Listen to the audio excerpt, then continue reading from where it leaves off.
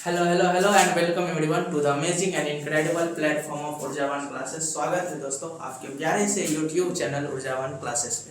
तो आज हम लोग 15 डेज का जो सीरीज है जिसमें हम लोग 10th के मैथमेटिक्स को पूरा कंप्लीट करने वाले हैं 15 दिनों के अंदर, उसका आज पहला लेक्चर है। आज पूरे वास्तविक संख्या को हम लोग खत्म करने वाले हैं। पहले भी आपने ये टॉपिक पढ़ा ही होगा, बस हम डिवीजन के पॉइंट ऑफ व्यू से एक बार और इसको देखने वाले हैं। इसमें सब कुछ पढ़ाया जाएगा, थ्योरी, फॉर्मूलाज, क्वेश्चन प्रैक्टिस। कुछ क्वेश्चंस क्लास में खुद डिस्कस किया जाएगा और मैं कुछ क्वेश्चन आपको होमवर्क के रूप में भी देने वाला हूँ। तो आज का क्लास फिर स्टार्ट करते हैं। तो पहला चैप्टर वास्तविक संख्या आज हम लोग पढ़ने वाले हैं पूरे कंप्लीट टॉपिक को। तो फर्स्ट चैप्टर है वास्तविक संख्या। देखो, वास्तविक संख्या पढ़ने के लिए इसमें कुछ बेसिक टर्मिनोलॉजी आएगा, बस उसे जानना पड़ेगा। बस आप कुछ बेसिक चीज़ों को बस आप समझ के रखना। फॉर्मूलाज भी आएगा, बस उसको आप रट लेना, या फिर कुछ भी टर्म्स आएगा बस उसको आप समझ के रख लेना। काहे कि डेफिनेशंस उतना इंपॉर्टेंट नहीं होता है मैथमेटिक्स में कि डेफिनेशन रट लिए हैं हम उसको लिखना है, वो बात नहीं होता है। बस आप उसे समझ के रख लो, उसके बाद क्वेश्चन में अप्लाई करके बस क्वेश्चन बनना चाहिए। बस यही वाला बात है कि क्वेश्चंस आप सबसे बनना चाहिए। काहे तुम्हारे बोर्ड एग्जाम में क्वेश्चंस पूछा जाएगा, डेफिनेशंस नहीं पूछा जाएगा। बस डेफिनेशन को समझ के रखना है और उसको क्वेश्चन पे अप्लाई करके क्वेश्चन बनाने आना चाहिए और क्वेश्चन बन जाए। बस इतना ही बात है और ज़्यादा कुछ बात है नहीं। तो सबसे पहला नंबर आता है इसमें प्राकृत संख्या। सबसे पहला नंबर आता है इसमें प्राकृत संख्या। प्राकृत संख्या क्या होता है?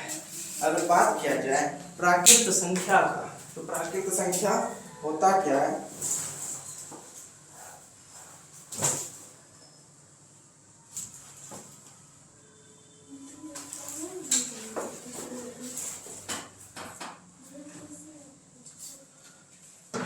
देखो, प्राकृत संख्या क्या होता है, इसका डेफिनेशन उतना ज़्यादा इंपॉर्टेंट नहीं है, फिर भी हम डेफिनेशन को एक बार बोल देंगे, बस आप इसे समझ कर रख लेना। तो प्राकृत संख्या क्या होता है? गिनती की संख्या ही प्राकृत संख्या है, जिसको आप काउंट कर सकते हो, वही प्राकृत संख्या। अच्छा, काउंट कहाँ से स्टार्ट होता है? सबसे बड़ा इंपॉर्टेंट थिंग है, काउंट स्टार्ट कहाँ से होता है, गिनती कहाँ से होता है। क्या आप लोग गिनती 0 से स्टार्ट करते हो क्या?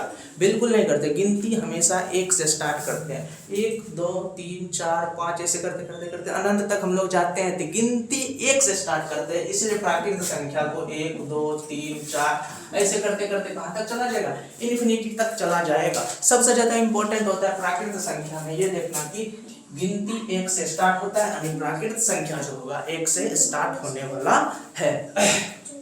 अगर दूसरा नंबर बात किया जाए, दूसरा में आता है पूर्ण संख्या। पूर्ण संख्या क्या है? पूर्ण संख्या बस प्राकृत संख्या में आप 0 को शामिल कर दो। प्राकृत संख्या क्या है? 1 2 3 4 5 6 7 8 ऐसे चला जाएगा इन्फिनिटी तक, उसी को प्राकृत संख्या बोलेंगे। बस इसमें आप 0 को शामिल कर दो तो जो संख्या बनेगा उसी को हम लोग क्या बोल देंगे? पूर्ण संख्या बोल देंगे। तो 0 1 2 3 4 कहाँ तक चला जाएगा? इन्फिनिटी तक। तो ये जो संख्या बना यही पूर्ण संख्या है। पूर्ण संख्या में इंपॉर्टेंट बात क्या है कि पूर्ण संख्या जो होता है 0 से स्टार्ट होता है। पूर्ण संख्या कहाँ से स्टार्ट होगा? 0 से। उसके बाद थर्ड नंबर में आएगा पूर्णांक।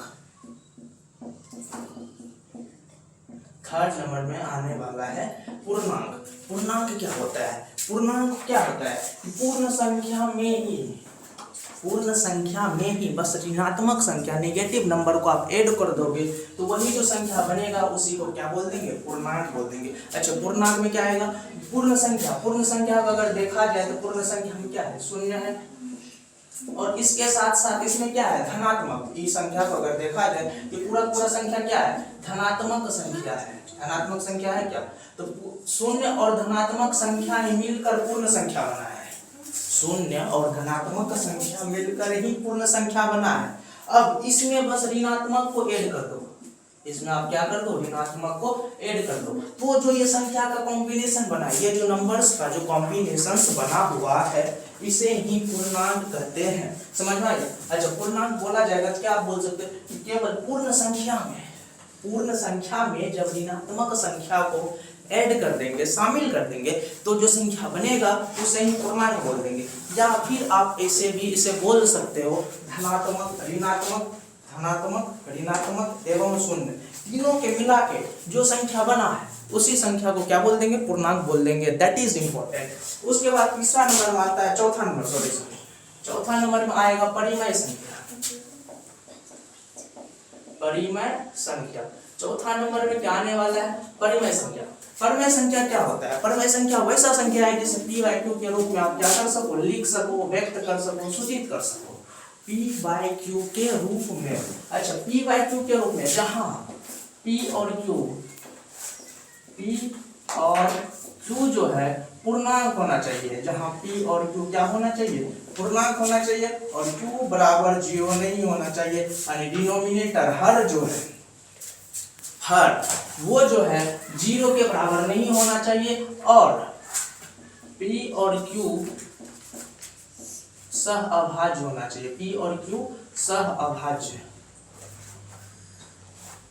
p और q क्या होना चाहिए, सहअभाज्य होना चाहिए। सबसे बड़ा बात तुम सबको कंफ्यूजन होगा कि सहअभाज्य क्या होता है। सबसे बड़ा बात यहाँ पे क्या लगेगा कि सहअभाज्य होता है क्या, सहअभाज्य p और q सहअभाज्य होना चाहिए। सहअभाज्य का सीधा सा मतलब है कि दोनों में कुछ भी उभयनिष्ठ गुणनखंड नहीं होना चाहिए, केवल और केवल एक होना चाहिए, एक के अलावा कोई उभयनिष्ठ गुणनखंड नहीं होना चाहिए। अगर ऐसा बात है तो हम उस दोनों संख्या को बोल देंगे कि यह दोनों जो है आपस में सहअभाज्य है। समझ में आया क्या, सहअभाज्य है। तो परिमेय संख्या के लिए 3 कंडीशंस आएगा कि सबसे पहला नंबर तो संख्या p/q के रूप में होना चाहिए, जहां पर p और q पूर्णांक है, और q does not equals to 0, और q 0 के बराबर नहीं होगा, और p और q सहअभाज्य होना चाहिए। सहअभाज्य क्या होता है कि p और q को अगर सहअभाज्य बोल रहे हैं तो इसमें जो उभयनिष्ठ गुणनखंड आएगा एक के अलावा कुछ भी नहीं होना चाहिए। अगर आ गया तो फिर वो सहअभाज्य नहीं होगा। समझ में आया क्या। अच्छा एग्जाम्पल की अगर बात करते हैं, एग्जाम्पल में जैसे 1/2 है, जैसे 1/2 है, सबसे पहला नंबर कंडीशन देख लो, ये p/q के रूप में है क्या, बिल्कुल p/q के रूप में, और p भी पूर्णांक है, q भी पूर्णांक है, और q नीचे वाला देखो 0 भी नहीं है, और ये दोनों आपस में सहअभाज्य है। समझ में आया, तो ये परिमेय संख्या हो जाएगा। एग्जाम्पल के लिए हम बोलते हैं जैसे कि 4/8, ये परिमेय संख्या है कि नहीं है, तुमसे बोलेगा 4/8, ये भी तो p/q के रूप में है, बट ये परिमेय संख्या नहीं है। अगर देखा जाए तीनों का तीनों कंडीशन ये फुलफिल नहीं करेगा। सबसे पहला नंबर p/q के रूप में तो है ही, p/q के रूप में ये तो है ही, लेकिन q does not equal to 0 ये भी है, लेकिन ये दोनों संख्या आपस में सहअभाज्य नहीं है, सहअभाज्य नहीं है। ये फर्दर कट के 1/2 आएगा, 1/2 मेरा परिमेय संख्या है, लेकिन ये परिमेय संख्या नहीं है। यानी किसी भी भिन्न को सिंपलेस्ट फॉर्म में लिख देना ही उसका मतलब होता है सहअभाज्य। समझ में आया कि मतलब कोई अब सिंपलेस्ट फॉर्म में लिख दिए, अब इससे और सरल करना चाहेंगे तो और सरल होगा नहीं। समझ में आया क्या, इससे और ज्यादा सरल करना चाहेंगे उस भिन्न को, और सिंपलेस्ट फॉर्म में सरलतम रूप में लिखना चाहेंगे तो लिखाएगा नहीं। समझ में आया, तो वही सरलतम रूप ही, किसी भी भिन्न का सरलतम रूप ही क्या होगा, परिमेय संख्या, जो कि बताएगा सहअभाज्य को। सहअभाज्य का सीधा सीधा मतलब यही होता है कि मतलब कोई भी उभयनिष्ठ गुणनखंड दोनों में होना चाहिए। जब उभयनिष्ठ गुणनखंड होगा नहीं तो फिर कटेगा भी नहीं, ऊपर नीचे कटेगा भी नहीं, तो वही सिंपलेस्ट फॉर्म आ जाएगा। तो परिमेय संख्या यही होता है। और ज्यादा एग्जाम्पल का बात करते हैं, जैसे कि बोला जाएगा 0 परिमेय संख्या है कि नहीं है, बिल्कुल 0 परिमेय संख्या है, कुछ नहीं तो डिवाइड में तो एक ही है। अब देखो ये सारा कंडीशन को फुलफिल कर रहा होगा, p/q के रूप में है, q बराबर 0 नहीं है, यहाँ p 0 है, p 0 हो सकता है बट q 0 नहीं होना चाहिए। उसके बाद दोनों का दोनों क्या है, आपस में सहअभाज्य भी है। एक के बारे में अगर बात किया जाए तो ये भी परिमेय संख्या है, 2 के बारे में बात किया जाए तो ये भी परिमेय संख्या है। बात आएगा कि एक कैसे परिमेय संख्या होगा, कुछ नहीं तो हम इसके नीचे एक लिख सकते हैं। तो एक कंडीशन, सारा कंडीशन को फुलफिल कर रहा होगा, ये भी सारा कंडीशंस को फुलफिल कर रहा होगा। समझ में आया क्या। उसके बाद देखो, उसके बाद आता है 22/7, ये परिमेय संख्या होगा कि नहीं होगा। 22/7 को अगर देखा जाए तो इसे p/q के रूप में लिखे हैं, q does not equals to 0 है, दोनों का दोनों आपस में सहअभाज्य। सहअभाज्य का एक बार फिर से मतलब हम समझाते हैं, सहअभाज्य का मतलब होता है और उसको काटना चाहेंगे तो फर्दर डिवाइड नहीं होगा किसी भी नंबर से। बात समझ में आया क्या। इसको और सिंपलेस्ट फॉर्म में लिखना चाहेंगे, सरलतम रूप में लिखना चाहेंगे तो लिखाएगा नहीं, यही इसका सिंपलेस्ट फॉर्म है, तो ये परिमेय संख्या हो जाएगा। बात समझ में आया। ओके, अब देखो इसके बाद आता है 5वां नंबर में आता है अपरिमेय संख्या। अपरिमेय संख्या, देखो अपरिमेय संख्या क्या होगा, परिमेय संख्या का जस्ट उल्टा। परिमेय संख्या में p/2 के रूप में लिख रहे थे, इसको p/2 के रूप में नहीं लिख सकते हैं, बस सिंपल है। परिमेय संख्या क्या था, जिसको p/2 के रूप में लिख रहे थे, इसको p/2 के रूप में नहीं लिखेंगे। और एक इंपॉर्टेंट थिंग इसमें और आता है, जो रूट के अंदर फंसा हो, जो रूट के अंदर फंसा हो उसे ही क्या कहेंगे, वो परिमेय संख्या कहेंगे। समझ में आया क्या? और रूट के अंदर यहाँ जो भी नंबर आएगा वो पूर्ण वर्ग नहीं होना चाहिए, पूर्ण वर्ग संख्या नहीं होना चाहिए। अच्छा, रूट के अंदर यहाँ जो भी नंबर्स आएगा वो पूर्ण वर्ग नहीं होना चाहिए। काहे कि अगर रूट के अंदर पूर्ण वर्ग संख्या आ जाएगा फिर उसका रूट तो कैंसल आउट हो जाएगा, तो फिर वो रूट वाला तो संख्या रहा नहीं, तो रूट संख्या रहेगा नहीं, तो फिर वो परिमेय संख्या होगा नहीं। तो परिमेय संख्या वैसा संख्या होता है जिसे p/2 के रूप में नहीं लिख सकते हैं। या फिर बोलना चाहे ये भी बात बोल सकते हैं, रूट वाला जो संख्या होता है, रूट के अंदर जो भी संख्या होता है उसको हम लोग क्या बोलते हैं, रूट वाला संख्या जो होगा वही मेरा क्या हो जाएगा, वो परिमेय संख्या हो जाएगा। एग्जाम्पल का बात करते हैं, √2 आ जाएगा, √3 आ जाएगा, √4 आ जाएगा, हाँ कि नहीं?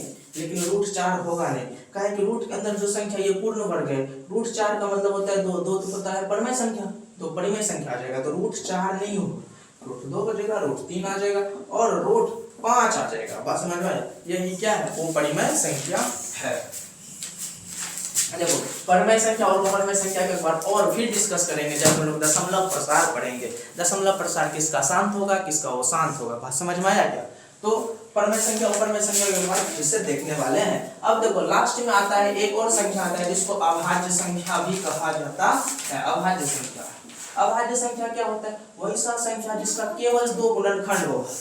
अभाज्य संख्या क्या होता है, वैसा संख्या जिसका केवल 2 गुणनखंड हो, वैसा संख्या जिसका केवल क्या हो, 2 गुणनखंड हो, उसी को हम लोग क्या बोलेंगे, अभाज्य संख्या कहेंगे। जैसे 2 हो गया, 3 हो गया, 4 हो गया, 5 हो गया, 6 हो गया। अब देखो ऐसा संख्या हम लोग दे रहे हैं, ऐसा संख्या हम दिए हैं। अब इसमें से बताओ कौन अभाज्य है, कौन अभाज्य संख्या नहीं है। तो अभाज्य संख्या वैसा संख्या है जिसका केवल 2 गुणनखंड होगा, और 2 गुणनखंड में भी ये बात इंपॉर्टेंट होता है कि एक जो होगा, एक तो होगा ही सभी का गुणनखंड, एक जो होता है सबका गुणनखंड होता है, और दूसरा जो गुणनखंड आएगा स्वयं वही संख्या आएगा। बात समझ में? अभाज्य संख्या क्या होता है, वैसा संख्या जिसका 2 गुणनखंड होगा, 2 में से केवल एक ही होने वाला है, एक तो सभी का गुणनखंड होगा, एक दूसरा जो होगा स्वयं संख्या होगा।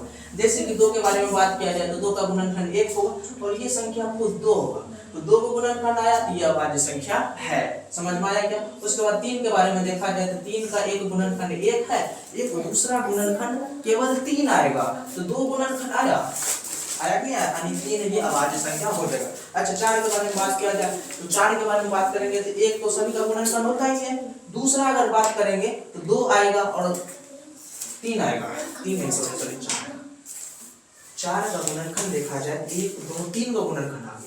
हम डेफिनेशंस क्या जाने, जिसका केवल 2 गुणनखंड हो, यहाँ पर 3 हुआ गया, जिसका मतलब 4 तो अभाज्य संख्या होगा नहीं, बिल्कुल 4 अभाज्य संख्या होता भी नहीं है। उसके बाद 5वां का बात करते हैं, 5वां का अगर गुणनखंड देखा जाए तो 1 होता है और ये संख्या 5 खुद होता है, तो 2 को गुणनखंड आ गया, केवल 2 गुणनखंड आ गया, इसलिए 5 मेरा अभाज्य संख्या में आएगा। 6वां का अगर देखा जाए तो 6वां का देखा जाए तो 1 गुणनखंड होता है, उसके बाद 2 आएगा, उसके बाद क्या आएगा, 3 आएगा, उसके बाद 6 आएगा। अगर देखा जाए तो इसका 4 वो गुणनखंड आ गया, इसका मतलब क्या हो गया, तो यह अभाज्य संख्या के कैटेगरी में फिर आएगा नहीं, बिल्कुल 6 होता भी नहीं है। तो अभाज्य संख्या जो होता है, अभाज्य संख्या जो आएगा क्या क्या आता है, 2 आएगा, 3 आएगा, 5 आएगा, 7 आएगा, फिर 11 आ जाएगा, और ऐसे चलता चला जाएगा। उसके बाद सबसे छोटा अभाज्य संख्या का बात किया जाए तो 2 आता है, सबसे छोटा अभाज्य संख्या का बात किया जाए तो वो 2 आएगा। तो लोगों फिर रहेगा कि 1 काहे नहीं हो सकता है, एक अभाज्य संख्या काहे नहीं हो सकता। देखो 1 इसीलिए अभाज्य संख्या नहीं होता है काहे कि 1 का गुणनखंड देखा जाए तो 1 का केवल एक ही गुणनखंड आता है 1, और अभाज्य संख्या का डेफिनेशन क्या है, परिभाषा क्या है, जिसका केवल 2 गुणनखंड हो। 1 का तो केवल 1 आ गया, इसी वजह से 1 मेरा अभाज्य संख्या होता नहीं है। बात समझ में आया क्या? बिल्कुल यही बात है और कोई बात नहीं है, इसलिए सबसे छोटा जो अभाज्य संख्या आएगा 2 आएगा। और एक बात ऐसा भी क्वेश्चन आ सकता है कि वैसा सम संख्या जो अभाज्य संख्या भी है, वैसा सम संख्या जो अभाज्य संख्या है उसको बताया जाए। तो केवल और केवल एक ही सम संख्या है जो अभाज्य संख्या भी होता है और वो है 2। दो ही एक ऐसा सम संख्या है जो अभाज्य संख्या होता है, बाकी जितना भी अभाज्य संख्या होगा सब का सब विषम संख्या होने वाला है। बात समझ में आया? तो यही था मेरा पूरा का पूरा इस चैप्टर्स का बेसिक कंसेप्ट था। बेसिक बस इतना, आप इसका कोई परिभाषा नहीं रखना है, बस सबका आप एग्जाम्पल इसको समझ के रखो। उसके बाद अभी बहुत सारा सवाल हम कराएंगे और कुछ सवाल अभी मैं आप लोग को होमवर्क के रूप में भी देने वाला हूँ। बस आप उसको खाली कर लो, जितना भी कंसेप्ट बताया इसको सवाल में अप्लाई करना है और क्वेश्चन को सॉल्व करना है, बात खत्म, दैट्स इट। यहीं से तुम्हारा फुल नंबर आएगा। जितना भी मैथमेटिक्स में वास्तविक संख्या से पूछा जाएगा इस लेक्चर के बाहर कुछ भी नहीं जाने वाला है, जितना पढ़ा रहे उतना ही आएगा। बस इतना कर लो, क्वेश्चन एग्जाम में सब बन जाएगा। अब देखो क्वेश्चन कैसे बनाना है, आप क्वेश्चंस को ही डिस्कस करेंगे और कुछ क्वेश्चन मैं क्लास में डिस्कस करूंगा और कुछ क्वेश्चंस मैं आपको होमवर्क के रूप में भी दूंगा। आप बस इसको क्या करना है, ट्राई कर लेना है।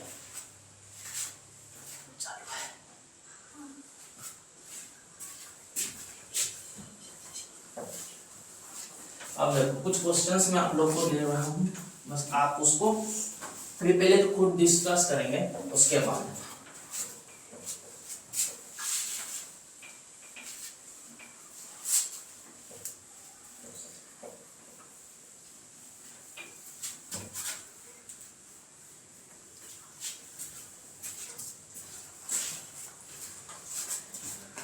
देखो आपके लिए कुछ क्वेश्चंस लाए हैं, बस एक पेज का क्वेश्चन है, बस इतना क्वेश्चंस कर लो, बस इसको पक्का कर लो, एक बार प्रैक्टिस कर लो, उसके बाद एग्जाम में जाकर बैठ जाना। इससे बाहर कुछ नहीं आएगा, इस पेज से बाहर कुछ आ ही नहीं सकता है। पूरा अच्छा से ढूंढ के क्वेश्चंस लाए, बस इसको कर लो, बस एग्जाम में बैठो, पक्का यहीं से फंसेगा क्वेश्चन, इससे बाहर नहीं जाएगा। इसलिए ध्यान पूर्वक बस पेशेंसली होके पढ़ लो, नंबर आ जाएगा। नंबर लाना कोई बड़ी बात नहीं है, समझ में आया क्या? देखो सबसे पहला नंबर यूक्लिड विभाजन एल्गोरिथम का प्रयोग करते हुए HCF तुमने एग्जाम में पूछा ही जाता है और इस बार भी पूछेगा, ये तय बात है। यूक्लिड विभाजन एल्गोरिथम से हर बार सवाल पूछा ही जाता है, इस बार भी पूछा जाएगा, ये तय मान। तो उसको कैसे बनाते हैं, बस मेरे साथ लग के एक बार ध्यान से देख लो, उसके बाद 2-3 क्वेश्चन लगा लो खुद से, उसके बाद एग्जाम में बैठ जाना है, कोई टेंशन वाला बात नहीं होगा। तो सबसे पहला आएगा यूक्लिड विभाजन एल्गोरिथम। यूक्लिड विभाजन एल्गोरिथम का प्रयोग करके हमें क्या ज्ञात करना है, HCF ज्ञात करना है।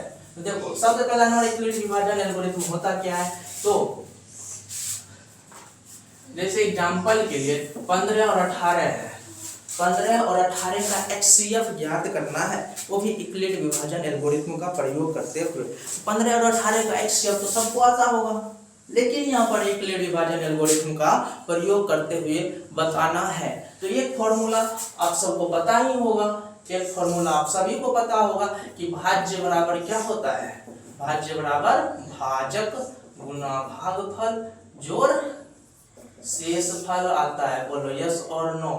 यस। काहे कि ये 6 क्लास में बतलाया जाता है और उम्मीद है कि यहाँ जो भी स्टूडेंट है 6 क्लास तो पास करके नहीं आया होगा, नहीं करके आया है तो आपने वहाँ पर क्या क्या था, भाज्य बराबर भाज्य गुना भागफल जोड़ शेषफल नहीं पढ़ा था आपने? पढ़ा ही होगा, नहीं पढ़ा था तो एक बार आईना जाके देख लो अपना। उसके बाद देखो भाज्य बराबर भाज्य गुना भागफल जोड़ शेषफल। अच्छा बात किया जाए यहाँ पर क्या होता है, यहाँ पर क्या होता है, यहाँ पर क्या होता है और यहाँ पर क्या होता है, इतना तो पता ही होगा, नहीं पता है क्या? तो जो नीचे आता है उसे रिमाइंडर करते हैं, यही मेरा क्या बचता है, CS बचता है। अच्छा यहाँ जो आता है उसे क्या बोलते हैं हम लोग, भागफल बोलते हैं, यस और नो? यस। उसके बाद यहाँ जो आता है इसे भाजक कहते हैं और जो बीच में आता है ये क्या होता है, भाज्य होता है। बोलो यस और नो? यस, यही है, समझ में आया? अब देखो यूक्लिड विभाजन एल्गोरिथम का प्रयोग करते हुए हम लोग जो है क्वेश्चन सॉल्व करने वाले हैं, HCF निकालने वाले हैं, किसका, 15 और 18 का HCF। देखो सबसे पहला नंबर इसमें जो भी देखो जो भी छोटा है, जो भी इसमें छोटा है उसे भाजक मानेंगे और जो बड़ा है उसे भाज्य मानेंगे। इसमें जो भी छोटा है, जो छोटा रहेगा उसे भाजक, जो भी छोटा रहेगा यहाँ पे लिखते हैं भाजक, और इसमें से जो भी बड़ा आएगा वो क्या आएगा, भाज्य आएगा। तो हम लोग 15 से सबसे पहला नंबर क्या करेंगे, 18 में डिवाइड कर देंगे, 15 से 18 को डिवाइड कर देंगे तो कितना बार में लग जाएगा, एक बार में लग जाएगा, 15 आ जाएगा। यहाँ पर क्या आ जाएगा, 3 आ जाएगा, आ जाएगा कि नहीं आ जाएगा? अच्छा यहाँ से अगर लिखा जाए भाज्य बराबर भाजक गुना भागफल जोड़ शेषफल, यहाँ पर हम लोग जानते हैं भाज्य बराबर भाजक गुना भागफल जोड़ शेषफल। आता है कि नहीं आता है? तो भाज्य यहाँ पर क्या है? 18 है। 18 बराबर भाजक, भाजक क्या है? 15 है। भागफल कितना है? 1 है। और जोड़ शेषफल, शेषफल क्या है? 3 है। शेषफल 3 है कि नहीं है? शेषफल 3। अच्छा, शेषफल का अगर बात किया जाए तो शेषफल यहाँ पर क्या आया है? 3 आया है। अच्छा, 3 0 के बराबर होता है क्या? 3 0 के बराबर नहीं होता है।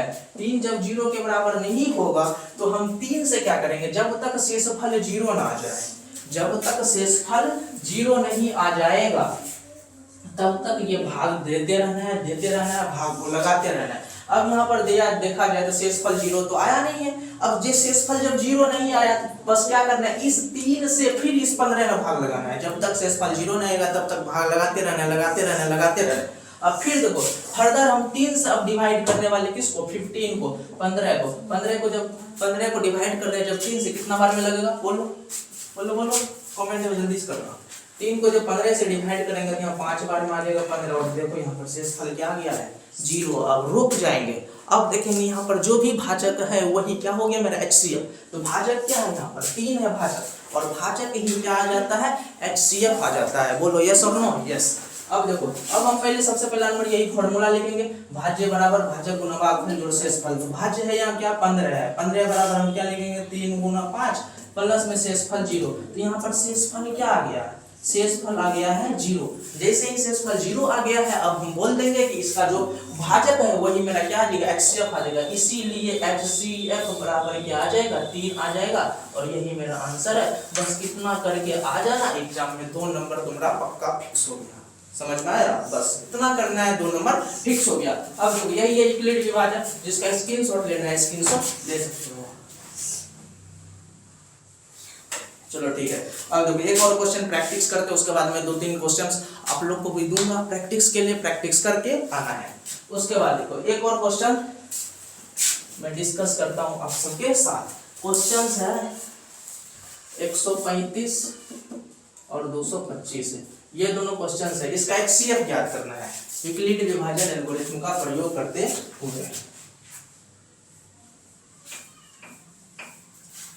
अब देखो इसमें से जो भी छोटा आएगा, जो भी छोटा है उससे हम लोग क्या करते हैं? भाग लगाते हैं। जो बड़ा आएगा उसमें भाग लगाते हैं, हाँ कि नहीं? यानी 135 से 225 में क्या करेंगे? भाग लगाएंगे। सबसे पहला नंबर अगर देखा जाए तो क्या बार में भाग लगेगा? एक बार में। एक बार में जब लगाएंगे तो 135 आ जाएगा। और जब इसको घटाएंगे तो कितना आएगा? 5 में से 5 जाएगा 0 और यहाँ आ जाएगा 9। आएगा कि नहीं आएगा? जल्दी बोलो यस। अब देखो अब यहाँ पर लिखेंगे, फॉर्मूला लिखेंगे, भाज्य बराबर भाजक गुना भागफल जोड़ शेषफल आ जाएगा। बोलो यस और नो? यस। अब देखो भाज्य यहाँ पर क्या है? भाज्य है 225 और भाजक क्या है? 135 है। भागफल क्या है? भागफल है 1। शेषफल कितना आया है? 90 आया है। अब अगर यहाँ पर शेषफल का बात किया जाए, शेषफल कितना आया है? तो शेषफल बोला जाएगा यहाँ पर 90 आया है। यस और नो? अच्छा, शेषफल जब 90 आया है तो क्या 90 0 के बराबर होता है? तुम सब बोलेगी नहीं नहीं, 90 0 के बराबर होता ही नहीं है। तो शेषफल 0 के बराबर नहीं आया। अब फिर क्या करेंगे? हम 90 से भाग लगाएंगे किसमें? 135 में। इसीलिए हम यहाँ पर लिख सकते हैं 90 से किसको भाग लगाएंगे? 135 में भाग लगाएंगे। अब देखो 90 से जब 135 में भाग लगाएंगे कितना बार में लगेगा ये बताओ? एक बार में। एक बार में लग जाएगा यहाँ पर, तो एक बार में यहाँ पर लग जाएगा। लगेगा कि नहीं लगेगा? लग जाएगा। सही बात है? सही बात है गलत बात है? सही बात। घटा कितना आएगा? कितना आएगा? कितना? 45 बचेगा। ठीक है। अब यहाँ पर देखो भाज्य बराबर भाजक गुना भागफल जोड़ शेषफल करेंगे तो 135 बराबर क्या लिख सकते हैं? 90 गुना में 1। भाज्य बराबर भाजक गुना भागफल जोड़ शेषफल, ये भाज्य हुआ। ये क्या है? भाजक। भाजक भाजक गुना भागफल, भागफल क्या है? 1 जोड़ शेषफल, शेषफल 45। यहाँ पर अगर बात किया जाए कि शेषफल बतलाओ तो शेषफल कितना आया है? 45। बोलेंगे 45 0 के बराबर होता है? 45 0 के बराबर होता है? 0 ही 0 के बराबर हो सकता है, हाँ कि नहीं? बोलेंगे 1 0 के बराबर होता है? नहीं। 1 0 के बराबर हो ही नहीं सकता है। तो 45 0 के बराबर नहीं आएगा। तो अब जब शेषफल यहाँ पर 0 नहीं आया है तब क्या करेंगे, शेषफल से फिर इसमें भाग लगाएंगे। अब यहाँ पर फिर 45 से भाग लगाएंगे किसको, 90 को। लगाएंगे नहीं लगाएंगे, HCF ज्ञात करना आता है। अब देखो यहाँ पर लिखते हैं 45 से फिर अब भाग लगाएंगे किसको, 90 को। लगाएंगे नहीं लगाएंगे। अच्छा यहाँ तक कौन कर सकता है, कर सकती है, ठीक है लो तो करो तो।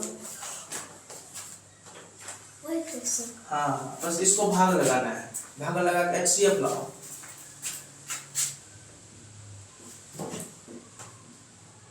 हाँ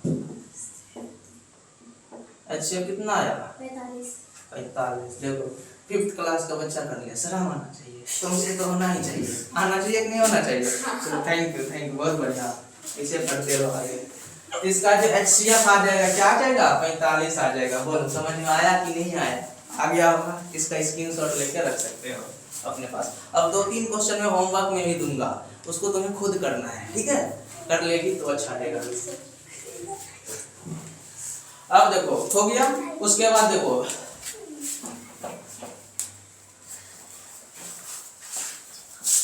अब 2 क्वेश्चंस और है, 196 है और 38,220 है, और दूसरा क्वेश्चन है 867 और 255। ये दोनों क्वेश्चंस होमवर्क में तुम्हें खुद से करना है, इस दोनों क्वेश्चंस को। सही समझ में आया कि नहीं आया। अब देखो यूक्लिड विभाजन एल्गोरिथम मेरा क्या हो गया है, खत्म हो गया। अभी भी हम लोग HCF और LCM ज्ञात करेंगे, लेकिन अब सीखेंगे अभाज्य गुणनखंड विधि के द्वारा। अभाज्य गुणनखंड विधि के द्वारा हम लोग कैसे HCF और LCM ज्ञात करते हैं ये सीखने वाले हैं। तो ये यूक्लिड विभाजन क्या हो गया मेरा, खत्म हो गया। अब देखो अभाज्य गुणनखंड, अभाज्य गुणनखंड विधि द्वारा, अभाज्य गुणनखंड विधि द्वारा हम लोग क्या ज्ञात करने वाले हैं, HCF एंड LCM ज्ञात करने वाले हैं। किसके द्वारा, अभाज्य गुणनखंड विधि के द्वारा। अब देखो HCF और LCM कैसे ज्ञात करेंगे। सबसे पहला नंबर, इसको ज्ञात करने के लिए तुम्हें अभाज्य गुणनखंड आना चाहिए। अभाज्य गुणनखंड, किसी भी संख्या का अभाज्य गुणनखंड हम लोग कैसे ज्ञात करते हैं। देखो 15 है, 15 को जो है ना तोड़ के इस तरह से लिखना है, 15 को तोड़ के अभाज्य संख्या के रूप में लिखना है। जब 15 को तोड़ के अभाज्य संख्या के रूप में लिख देंगे तो वहीं से क्या बन जाएगा, वही उसका क्या हो जाएगा, अभाज्य गुणनखंड आ जाएगा। जैसे 15 को लिख सकते हैं 3 गुना में 5 लिख सकते हैं। 3 भी अभाज्य होना चाहिए, 5 भी अभाज्य होना चाहिए, और सच में 3 भी और 5 भी दोनों अभाज्य है, इसलिए बोल देंगे 15 का जो है 3 गुना 5 ये अभाज्य गुणनखंड है। बात समझ में आया क्या, बस यही और कुछ नहीं है। जैसे कि एग्जांपल के लिए अगर 18 के बारे में बोला जाए कि अब 18 का अभाज्य गुणनखंड लिखो, तो 18 को तोड़ के ना अभाज्य संख्या के गुणनफल के रूप में लिख दो। 18 को तोड़ के अभाज्य संख्या के गुणनफल के रूप में लिख दो, तो जो बनेगा उसी वही क्या हो जाएगा, इस 18 का अभाज्य गुणनखंड हो जाएगा।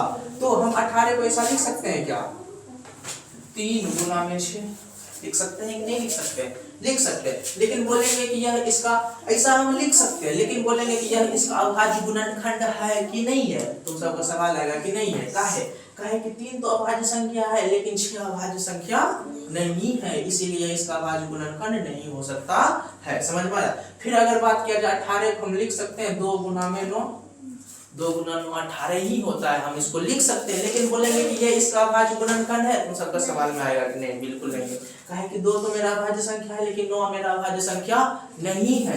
लेकिन अगर हम बात करेंगे 18 को 2 गुना में 3 गुना में 3 ऐसा लिख सकते हैं, तुम सबके सवाल में जब जवाब आएगा यस लिख सकते हैं। काहे कि यहाँ 2 भी अभाज्य संख्या है, 3 भी अभाज्य संख्या है, 9 भी अभाज्य संख्या, यानी 18 का जो अभाज्य गुणनखंड होगा ये होने वाला है। बात आया समझ में कि नहीं आया। और इसी को स्टाइल मार के हम लिख सकते हैं 2 गुना 3 का स्क्वायर कर सकते हैं। बस ये स्टाइल बाजी और कुछ बात ही नहीं है। तो अभाज्य गुणनखंड ऐसे ही ज्ञात किया जाता है। जैसे कि बोलेंगे कि 25 का अभाज्य गुणनखंड करो, करने आ जाएगा। बचपन में ये वाला तो सब सीखा ही होगा। ऐसे करते पहले किससे लगेगा, 3 से नहीं लगेगा, 2 से भी नहीं लगेगा, डायरेक्ट 5 से लगा देंगे तो कितना आ जाएगा, 5 आ जाएगा। यानी 25 बराबर हम लिख सकते हैं 5 गुना में 5, यही इसका क्या है, अभाज्य गुणनखंड है। थोड़ा सा स्टाइल मार देंगे तो यहाँ पर 5 का स्क्वायर कर देंगे। बात समझ में आया? तो अभाज्य गुणनखंड यही है और कुछ नहीं है। अब बस अभाज्य गुणनखंड के द्वारा हम लोग HCF और LCM ज्ञात करें। ये देखो कैसे ज्ञात करते हैं। जैसे कि यहाँ पर हम 15 और 18 देने वाले हैं। 15 और 18 15 और 18 का ना अब HCF और LCM ज्ञात करना है, लेकिन अभाज्य गुणनखंड विधि के द्वारा ही ज्ञात करना है। तो सबसे पहला नंबर 15 और 18 का अभाज्य गुणनखंड लिख लो।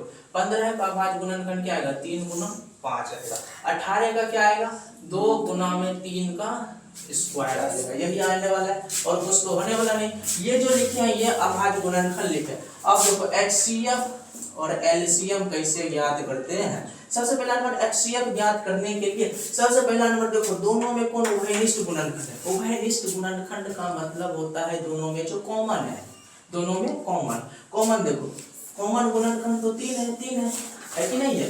दोनों में जो भी कॉमन है, कॉमन पर न्यूनतम घात वाला गुणनखंड को क्या कर देना है? गुना कर देना है और कुछ नहीं करना है। जो भी उभयनिष्ठ गुणनखंड आएगा, कॉमन वाला जो गुणनखंड आएगा उसका न्यूनतम पावर लेके उसको गुना करते हुए चल जाना है। वही तुम्हारा क्या दे देगा? HCF दे देगा। तो सबसे पहले देखो उभयनिष्ठ तो केवल क्या है? 3 है और 3 पर पावर यहाँ 2 है, यहाँ 3 पर पावर क्या है? 1 है। तो दोनों में जो छोटा पावर है कौन है? 3 पर पावर 1 है। तो 3 पर पावर 1 को हम 3 लिख सकते हैं, इसलिए इसका HCF भी क्या आ जाएगा? 3 आ जाएगा। लेकिन LCM जब हम ज्ञात करते हैं तो उभयनिष्ठ नहीं देखते। जितना भी संख्या है सबका हाईएस्ट पावर अधिकतम घात वाला संख्या लेते जाना और उसका गुना करते जाना, तो वहां से LCM मिल जाएगा। जैसे 3 है, 3 पर पावर 1 है, 3 पर पावर 2 है, तो दोनों में ज्यादा कौन है? 3 का स्क्वायर ज्यादा है, यहाँ पर 3 का स्क्वायर लेना है। 2 है, यहाँ पर 5 है, तो 2 गुना 5 कर लो। तो ये जो आंसर देगा ये क्या दे देगा? तुम्हारा LCM दे देगा। 3 का स्क्वायर कितना होता है? 9 होता है और 2 गुना में 5। जब भी सबका गुना करेंगे तो 9 दूनी 18 बचे 90 आ जाएगा। 90 इसका क्या हो जाएगा? LCM आ जाएगा। बात खत्म। इतना ही है अभाज्य गुणनखंड विधि के द्वारा ही क्या HCF और LCM ज्ञात करना। तो अगर ये समझ में आ गया है तो एक क्वेश्चन और डिस्कस करते हैं, उसके बाद तुम सबको खुद हम होमवर्क के रूप में कुछ क्वेश्चंस देने वाले हैं, जिसे खुद तुम्हें करके कमेंट में आंसर बताना है। तो देखो सबसे पहला नंबर आता है क्वेश्चन है अभाज्य गुणनखंड विधि के द्वारा ही HCF और LCM ज्ञात करना है। 26 है और 91 है, इसका क्या करना है? HCF और LCM ज्ञात करना है। मेरे साथ साथ करो तुम सब। देखो 26 का अभाज्य गुणनखंड का बात करेंगे तो क्या आएगा? 2 गुना 13 2 गुना 13 आ जाएगा। 13 दूनी 26। जिसको नहीं आता ये सब करना है तो यहाँ पर सीधा 26 से भाग लगाना है। पहला बार में 2 से लग जाएगा, 2 से लगाएंगे तो यहाँ 13 आ जाएगा। तो 2 गुना 13 ही क्या हो गया? इसका अभाज्य गुणनखंड हो गया। उसके बाद आता है 91 कितना होगा? 7 गुना में 13 7 गुना में 13 फिर 7 91। उसके बाद HCF और LCM निकालना है। तो HCF और LCM कैसे निकालते हैं? देखो HCF निकालते हैं दोनों में, तो देखो दोनों में जो है उभयनिष्ठ जिसको कॉमन बोलते हैं 13, देखो यहाँ भी है 13 यहाँ भी है, उसके भी देखते हैं न्यूनतम पावर 1 है तो न्यूनतम 13 ही हो जाएगा। 13 पावर 1 13 ही, इसका क्या हो जाएगा? HCF आ जाएगा। अगर LCM का बात करते हैं तो क्या करो? सबको गुना कर दो। जो भी आ रहा है, जितना भी आ रहा है अधिकतम घात वाला संख्या लेते हुए क्या कर देना है? गुना कर देना। यानी 2 गुना में 7 2 गुना में 7 गुना में 13 आ जाएगा। यही इसका क्या आ जाएगा? आंसर आ जाएगा। अभाज्य गुणनखंड विधि के द्वारा हम लोग HCF और LCM ज्ञात कर लिए हैं। बस इतना ही है। उसके बाद देखो, उसके बाद तुम सबको 2-3 क्वेश्चंस होमवर्क के रूप में दे रहे हैं, उसे खुद तुम सबको क्या करना है? याद करना है। देखो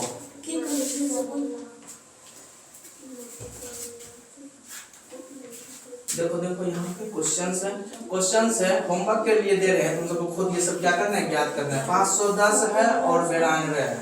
510 और 92 दो संख्या है। और नेक्स्ट क्वेश्चन है 336 और 54 है। उसके बाद नेक्स्ट क्वेश्चन है 12 है, 15 है और 21 है। उसके बाद नेक्स्ट क्वेश्चन है लास्ट, ये जो 4 क्वेश्चंस जो है इसे तुम्हें क्या करना है, खुद घर से सॉल्व करके आना है या फिर करना है खुद। वीडियो को पॉज करो, रोको और खुद से अभाज्य गुणनखंड विधि के द्वारा HCF और LCM ज्ञात करो। बस इतना ही है। उसके बाद देखो इतना में मेरा बेसिक सब तो खत्म हो गया। अब देखो तुम्हारे बोर्ड एग्जाम का फेमस क्वेश्चन क्या है, √2 एक अपरिमेय संख्या है, इसे सिद्ध करें। सबसे पहला बात ये फेमस क्वेश्चन है कि नहीं है, जैसे सही से बताओ। √2 एक अपरिमेय संख्या है, इसे सिद्ध करना तुम्हारे बोर्ड का फेमस क्वेश्चन है। ऐसा मैं एक क्वेश्चन कराऊंगा, उसके बाद तुम्हें मैं 1 या 2 क्वेश्चंस जो है होमवर्क के रूप में भी देने वाला हूं। इसे तुम्हें खुद से सॉल्व करना है, एकदम प्रैक्टिस करके एकदम पक्का कर लेना है कि अब ये क्वेश्चन अगर आएगा बोर्ड में तो एकदम बनाइए देना है, छोड़ना ही नहीं है। समझ में आया? √2 एक अपरिमेय संख्या, √2 यानी अपरिमेय संख्या को सिद्ध करने वाला क्वेश्चन तुम्हारे बोर्ड में आने वाला ही है, ये तय मानो। तो देखो √2 एक अपरिमेय संख्या, उसको हम कैसे सिद्ध करते हैं।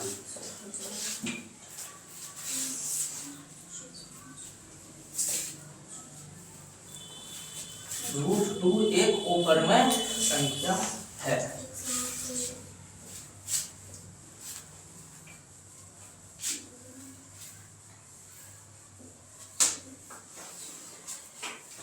देखो क्वेश्चंस आएगा सिद्ध करे या फिर प्रमाणित करे कि √2 एक अपरिमेय संख्या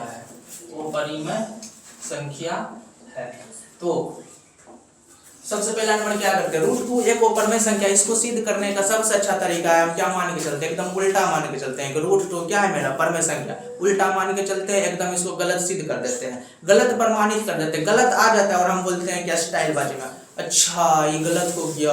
अच्छा गलत क्यों हुआ, कह कि हम जो है ना उल्टा ही मान के चले थे, ऐसा हो गया। तो हम पहले ये उल्टा मान के चले थे, उल्टा मान के चलना है तो बाद में भी क्या आएगा, गलत तो होना ही है। उसके बाद हम स्टाइल मार के बोल देंगे, इसीलिए √2 एक क्या है, परिमेय संख्या। बस वही खेल हम लोग भी खेलने वाले हैं। √2 अपरिमेय संख्या है, इसको बस ऐसे ही प्रमाणित किया जाता है।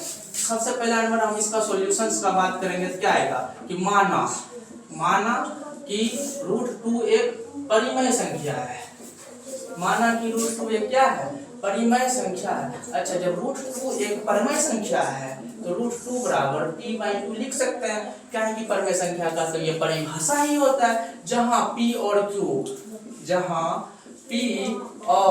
q क्या है, पूर्णांक है। जहां p और q क्या है मेरा, पूर्णांक है।